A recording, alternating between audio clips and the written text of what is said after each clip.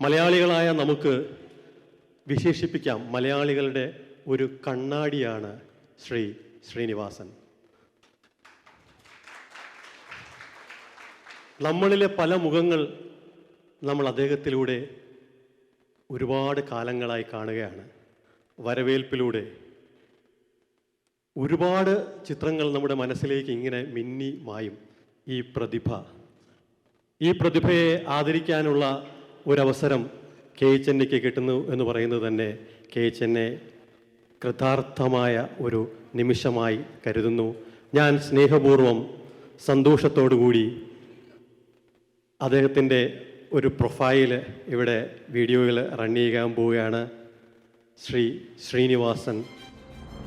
ഏതു കാലത്തിനും അനുയോജ്യമായ സിനിമകൾ, കുറച്ചു പറഞ്ഞ് ഏറെ ചിന്തിപ്പിക്കുന്ന കഥാപാത്രങ്ങൾ, സാധാരണക്കാരൻ്റെ പ്രശ്നങ്ങൾ സാമൂഹിക വിഷയങ്ങളുമായി ഇടകലർത്തി നർമ്മത്തിൽ ചാലിച്ച് സംവദിക്കുന്ന തിരക്കഥകൾ, സിനിമയിലെ ഏറ്റവും പരിഹസിക്കപ്പെടുന്ന കഥാപാത്രത്തെ തിരഞ്ഞെടുത്ത് അഭിനയിച്ച് ഫലിപ്പിക്കുന്ന നടന ചാതുര്യം, 5 പതിറ്റാണ്ടോളം എത്തുന്ന സിനിമാ ജീവിതം. ശ്രീനിവാസൻ എന്ന മലയാള സിനിമയിലെ സകല കലാവല്ലഭന് വിശേഷണങ്ങളേറെ. ഇപ്പോഴാ ഞാൻ ശ്രദ്ധിച്ചത്, എന്റെയും ചേട്ടന്റെയും ശബ്ദം ഒരുപോലെ ഇരിക്കുന്നു. എന്റെ നാട് എവിടെ? കായംകുളത്താ. പണ്ട് ഞാൻ അതിലേക്ക് വന്നിട്ടുണ്ട്. ഞാനേ പോളിടെക്നിക് പഠിച്ചതാ. യന്ത്രങ്ങളുടെ പ്രവർത്തന രീതിയൊന്നും താൻ എന്നെ പഠിപ്പിക്കണം. ഞാൻ ആലോചിച്ചപ്പോ ഒരു കാര്യം തോന്നിപ്പോവാണ്. എന്തേ? ജനങ്ങൾ സമ്പൂർണ്ണ സാക്ഷരത നേടിയതാണ് നമുക്കടിയായത്. വേണ്ട, ഞാൻ ആരാണ് എന്നുള്ള ചോദ്യം ഞാൻ പിൻവലിക്കും. താങ്കൾ എന്റെ അച്ഛനാണ്. ഭയപ്പെട വേണ്ട ചെമ്പകം, പക്കത്തില് വാ.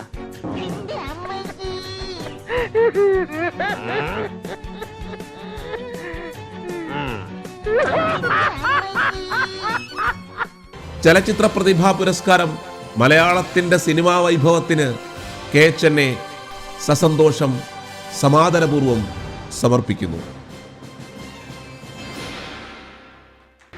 ഈ പുരസ്കാരം നൽകുന്നതിനായി KH Anneയുടെ പ്രസിഡന്റ് ഡോക്ടർ നിഷ പിള്ളെ, അതുപോലെ KH Anne എന്ന് പറയുന്നൊരു സങ്കല്പം മലയാളികൾ അല്ലെങ്കിൽ അമേരിക്കൻ മലയാളികളിലേക്ക് മുന്നിലേക്ക് ആദ്യമായി തുടങ്ങി വെച്ച അതിൻ്റെ ആദ്യത്തെ പ്രസിഡന്റ് ശ്രീ മന്മഥൻ നായർ, KH Anneയുടെ സെക്രട്ടറി ശ്രീ മധു ചെറിയടത്ത്, ട്രഷറർ രഘുവരൻ നായർ, ഇവരെ 4 പേരെയും ഞാൻ സ്നേഹപൂർവ്വം വേദിയിലേക്ക് ക്ഷണിക്കുകയാണ്. അതോടൊപ്പം ആ നിമിഷത്തിൽ നമുക്കെല്ലാവർക്കും എണിച്ചു നിന്ന് ഇദ്ദേഹത്തെ വേദിയിലേക്ക് സ്വീകരിക്കാം. ചലച്ചിത്ര പ്രതിഭാ പുരസ്കാരം ഏറ്റുവാങ്ങാനായി ശ്രീ ശ്രീനിവാസൻ സാറിനെ ഞാൻ വിനീതമായി ഈ വേദിയിലേക്ക് സ്വീകരിക്കുകയാണ്. ശ്രീ കുമ്മനം ജിയെ കൂടി ഞാൻ ഈ വേദിയിലേക്ക് ഒന്ന് കടന്നു വരണമെന്ന് പറയുകയാണ്. ശ്രീ ശ്രീനിവാസൻ സാറിനെയും അദ്ദേഹത്തിൻ്റെ സഹധർമ്മിണി വിമല ചേച്ചിയെയും സന്തത സഹചാരി ആൻ്റണിയെയും ഞാൻ ഒരുമിച്ച് ഈ വേദിയിലേക്ക് ആനയിക്കുകയാണ്.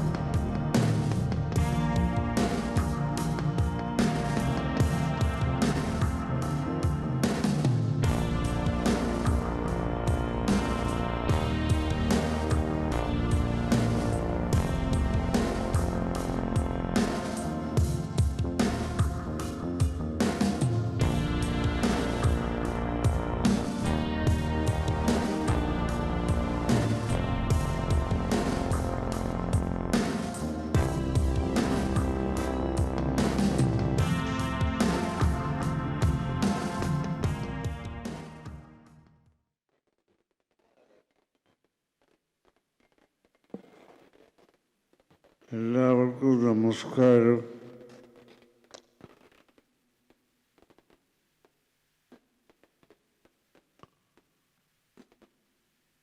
കുറച്ച് വർഷങ്ങൾക്ക് മുമ്പ്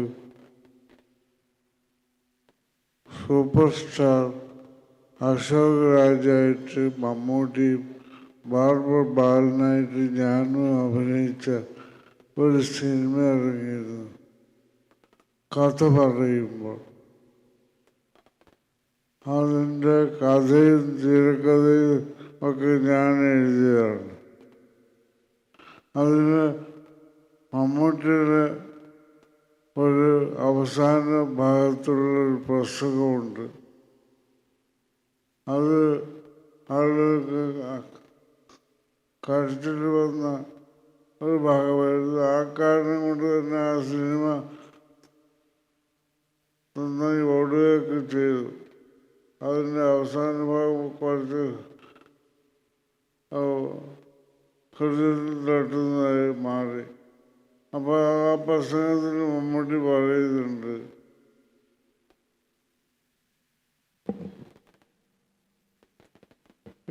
ലോകത്തിൻ്റെ ഏത് കോണിലായിരുന്നാലും ഇന്ന് ഞാനിവിടെ എത്തിച്ചേരുക എന്നുള്ളത് ഒരു നിയോഗമാണ്. അതുപോലെ ചെന്നൈയുടെ ഈ അവാർഡ് സ്വീകരിക്കുക എന്നുള്ളതും ഒരു നിയോഗമായിരിക്കാം.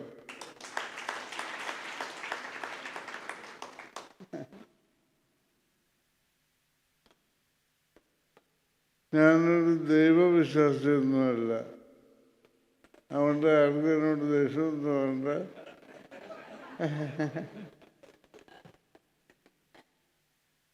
എനിക്ക് ഏറ്റവും ഇഷ്ടം ദൈവത്തെപ്പറ്റി ജെറാൾഡ് റൂഡ് എന്ന് പറയുന്ന തത്വചിന്തകൻ പറഞ്ഞിട്ടുള്ള ഒരു വാക്കുണ്ട്. ഒരു വാക്കല്ല, ഒന്ന് രണ്ട് വാക്കുകൾ ചേർന്നതാണ്. ദൈവമുണ്ടോ ഇല്ലയോ എന്ന് എനിക്കറിയില്ല. അദ്ദേഹം പറഞ്ഞതാണ്, ദൈവമുണ്ടോ ഇല്ലയോ എന്ന് എനിക്കറിയില്ല. ഇല്ലാതിരിക്കുന്നതിനാണ് ദൈവത്തിൻ്റെ അന്തസ്സിന് നല്ലത്. കാരണം ദൈവത്തിന് നമ്മൾ ചർച്ച കൊടുക്കുന്ന അസാമാന്യമായ കഴിവുകൾ കേൾക്കുമ്പോൾ നമുക്ക് തോന്നും എല്ലാത്തിനും ഉത്തരവ് ദൈവമാണല്ലോ. അങ്ങനെ ദൈവം ചെയ്തുകൊണ്ട് നിരവധി കാര്യങ്ങളിലൂടെ നടക്കുന്നുണ്ട്. ദൈവത്തിൽ നമ്മൾ പ്രതീക്ഷിക്കാത്ത ഒരുപാട് കാര്യങ്ങൾ നടക്കുന്നുണ്ട്. അതേപോലെ നിയോഗങ്ങളെപ്പറ്റി, നിയോഗം വരെ ഞാൻ വിശ്വസിക്കുന്നുണ്ട്. അതിൽ പെട്ടതാണ് ഈ സ്ഥലത്ത് ഞാനിവിടെ നിൽക്കുന്നു എന്നുള്ളത്. കുറച്ചു കാലം മുമ്പ്, ഏതാനും മാസങ്ങൾക്ക് മുമ്പ് ഇതേ സ്ഥലത്തുള്ള അപ്പോളോ എന്ന് പറയുന്ന ഹോസ്പിറ്റലിൽ കുറേ കാലം ഞാൻ കിടപ്പിലായിരുന്നു. ഓപ്പൺ ഹാർട്ട് സർജറി ആയിരുന്നു. ആ നിയോഗം അന്ന് കുറേ ലക്ഷങ്ങൾ ചിലവായി ഓപ്പൺ ഹാർട്ട് സർജറിക്ക്.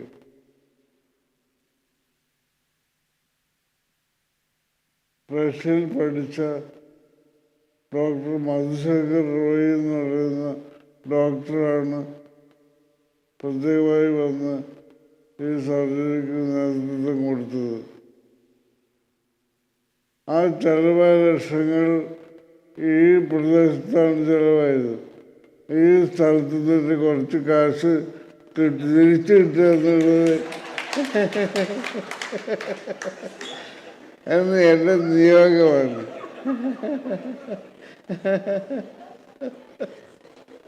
ഇതൊന്നും നമുക്ക് തടഞ്ഞു നിർത്താൻ പറ്റില്ല. നമ്മൾ വിചാരിച്ചില്ലെങ്കിൽ നിങ്ങൾ നടക്കും. നിങ്ങൾ അടുത്ത കൊല്ലം എനിക്ക് അവാർഡ് തരും. എല്ലാ കൊല്ലവും അവാർഡ് തരും. നിങ്ങളുടെ സെക്രട്ടറി അതിന് ശക്തി ഉണ്ടാവട്ടെ, പ്രാപ്തരാവട്ടെ എന്ന് ഞാൻ പ്രാർത്ഥിക്കുന്നു. ദൈവത്തോടല്ല, എൻ്റെ നിയോഗത്തോട്.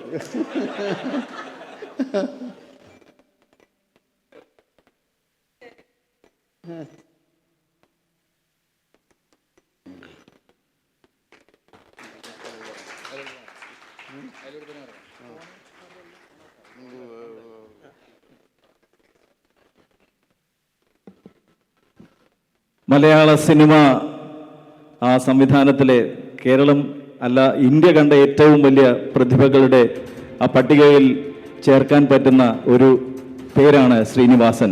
അദ്ദേഹത്തിൻ്റെ ഇന്നത്തെ സാന്നിധ്യം ഈ ഇവന്റിനെ മാറ്റുകൂട്ടിയിരിക്കുകയാണ്. ഒരിക്കൽ കൂടി നല്ലൊരു കയ്യടി നമുക്ക് നൽകാം നമ്മുടെ സമ്പത്തായ ശ്രീനിവാസൻ.